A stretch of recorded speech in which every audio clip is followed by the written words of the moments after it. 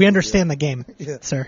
You're not outsmarting us. No, I'm not. I'm giving you cash now when you can't do anything for me, and I will redeem it later. It's totally it's like a mob shit.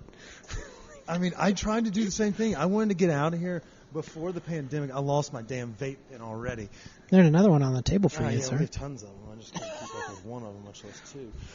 So I was trying to get out of the country before I found it. I was trying to get out of the country before the pandemic. Wasn't able to, so I'm going to get back out this year, going back to the same place of Spain, Portugal. Okay. So pick your brain about that, but give me Japan, and then because that seems to always be everyone's 1A that has been there. Yeah. But is it you said that region? Does it photo better? Is it the food or the vibe, or is it just like you wish that you were over there all the time? I mean, all the above. Yeah. The food. South America, it's better than Europe. It's the best place in the world. Fight me, anyone. Japan is the absolute best country in the world when it comes specifically to how I feel when I'm there. They've got some political issues and some backwards issues, and I don't really feel like I can speak to a lot of it. But the food is better. It does photograph cleaner, way cleaner. There's something to the visual language of crowded streets that are different than empty streets. But what people tend to really not like is halfway crowded streets. Right? So if you think about like a shot of New York from a movie, that street is packed, right? Yeah, and you get it, right? And so you can do packed street or you can do empty street, but when you get into like medium, like walking in front of Union Station here in town, and there's like 15 people out, it just doesn't look right. It doesn't look good. It doesn't give you anything. Any capacity. So I think it's all of that. For me, the big thing that I get really this is Asia, is I really appreciate and I enjoy the kind of the change in the difference in culture in feeling like the society is maybe more important than the individual. There's just a tremendous difference to how people kind of prioritize life over there that I find really fun to be in. Everything's clean. A packed subway in New York feels like warfare, where you're like jostling and throwing elbows for your space, and a packed subway in Tokyo that's like 3 times as crowded is super peaceful.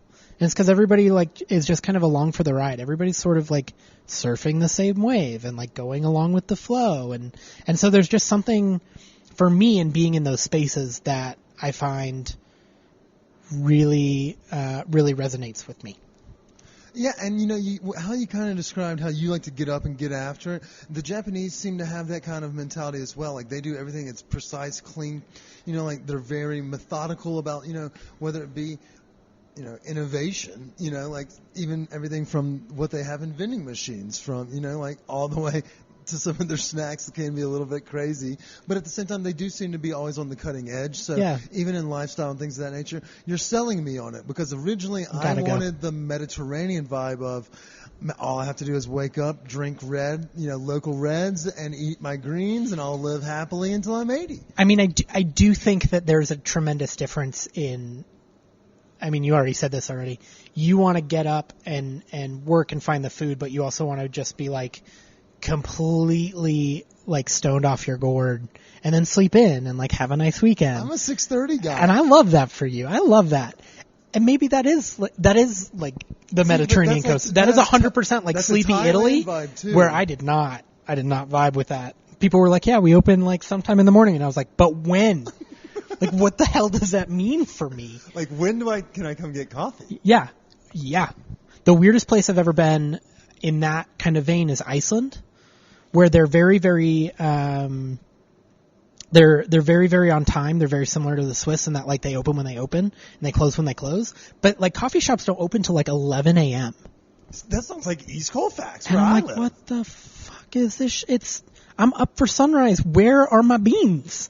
So what is like? I guess that is just a societal thing, because are the Thai and the folks in Hong Kong, do they all rise, with the sun as well and get after it? Or is that just a Japanese thing? And I mean, travel a fair amount when you're able to. Oh, yeah. As soon as I'm able to, I'm getting out of here again. Where are you headed next? Japan. Oh, are you? That's the first 100%.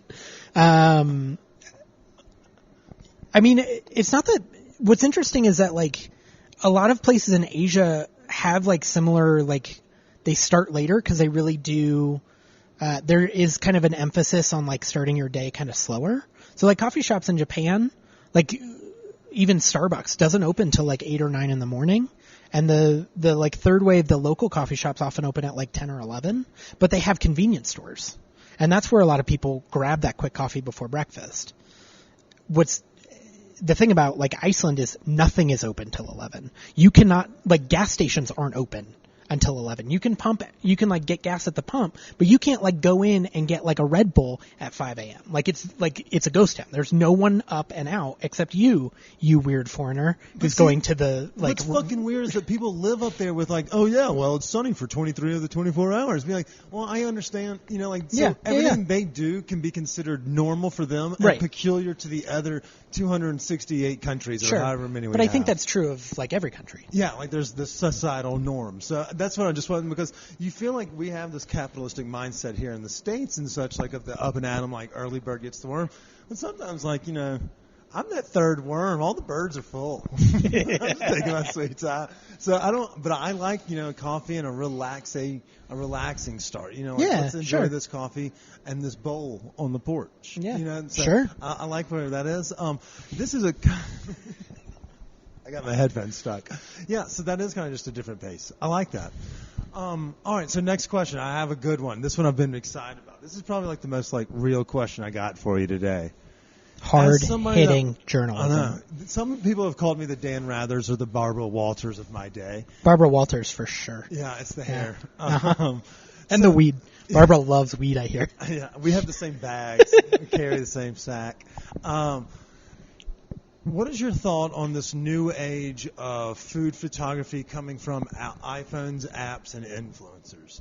I say that very loosely because we campaign our page 100% as a just for fun thing, and we promote local businesses. But no one's calling me in because I take great food photos. You know, like I'm going to give you what I got in front of me, and that's what you got. But we'll be genuine with it, and we'll let folks see it.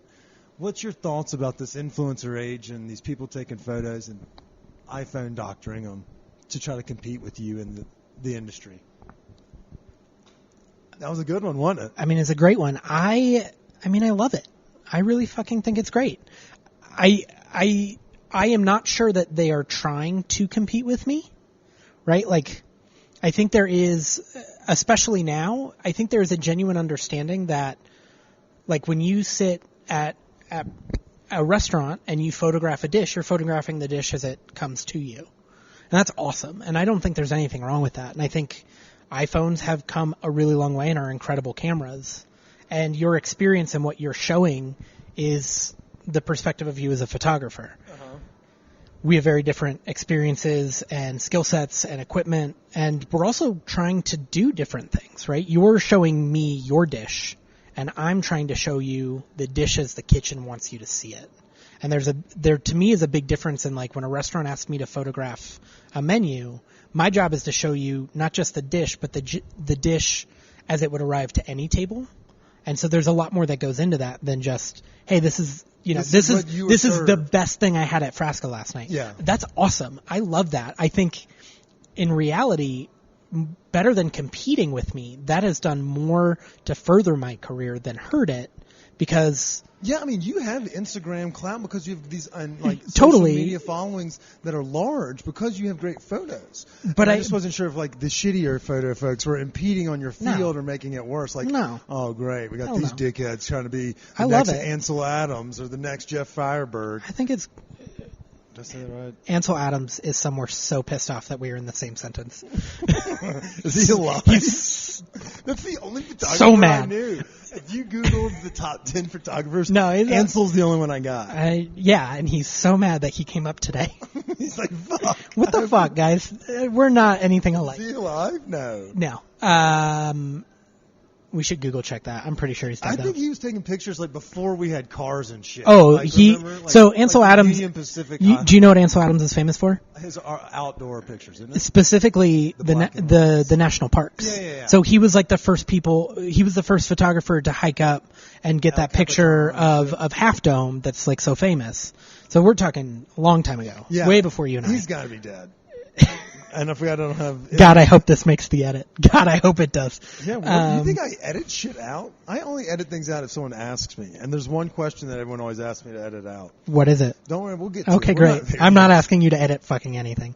He died in 1984, so he died he's before gone. I was born. Both of us. Okay.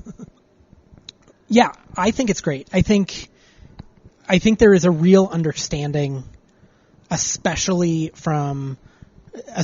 in food, because food is actually really tricky to photograph. Well, what's the biggest difficulties? Reflections. Oh. When you get a steak, that steak comes out piping hot, and meat, specifically meat and seafood, is really about capturing the light on it so that it looks fresh and it looks hot. And that's more difficult to do than you'd think it is on like a professional level.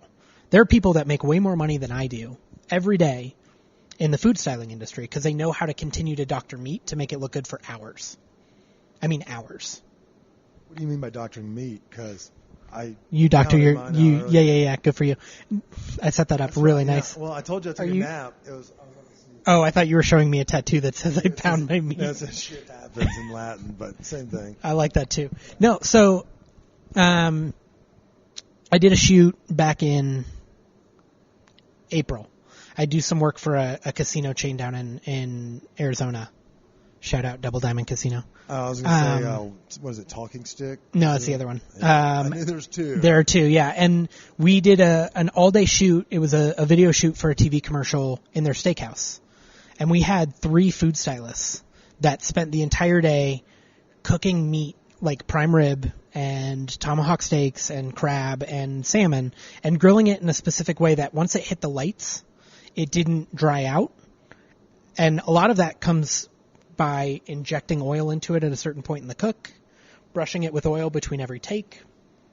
So are you a good cook as well? Or do you just know how to church up shitty food and make it look great? I would like to think I'm a really good cook. I have very specific things that I cook well. But you seem to know that. And I can doctor my way around some shit. You can church it up if you need but to. a lot of what so like prime rib, most prime rib is like rare and then painted with soy sauce. You know, you've heard those stories, like for those photos of like burgers. It's like not really a makeup burger. wedges. Yeah. Yep. Like, it's. Yep. Do you want to ruin some other of our other secrets that? Every beer you see on TV is like 1/3 soap and salt. Yeah, I remember the soap thing. Cheese pulls are about the grossest thing I've ever seen in person. Wait, cheese like pulls? Pizza Like cheese pulls? Oh. They're disgusting. Everything about them, everything you have to do to get those done. Like when the slice comes up. Yeah. So what is it, like cardboard and like fake cheese? Like is that the consistency of like semen? It's almost like a dried Cheez Whiz. And so what you do is you cut the piece of, it can't be cardboard anymore. Now it legally still has to be like a bread product. There was all sorts of weird legislation about this in the 90s because of Karens everywhere. Karens. Wait, so you're mad that they can't doctor food? I'm mad that was a thing that like our courts had to like get involved in. Are you not? No, I don't know. Are you fucking not? I That's don't some have bullshit. any faith in our government in any capacity. I don't either. We are but run by a bunch of donkeys, man. It's fucking terrible. I have zero faith. Yeah, but what you do is you cut the crust first, and then you build a pizza like you normally would, and then you take basically strips of cheese that look almost like a butterfly bandage, and you lay them across the seam, and then you take a heat gun or a hairdryer and you remelt that, and then you take more cheese to kind of hide and mask that. It's like 90 minutes per cheese pull of work. And you get all of that ready to go, and then it's kind of like a gamble. So then you're all standing there, and there's like 30 lights around you, and everybody's fucking staring at somebody, and they're like, "Are you ready to do this?" And I'm like, "I'm rolling, so it's really not up to me." Like, here we go. And a food stylist just like timidly like starts to lift it, and half the time they go, "No, it's not ready," and they put it back down, and you're waiting 15 more minutes. We have to go hotter. Yeah.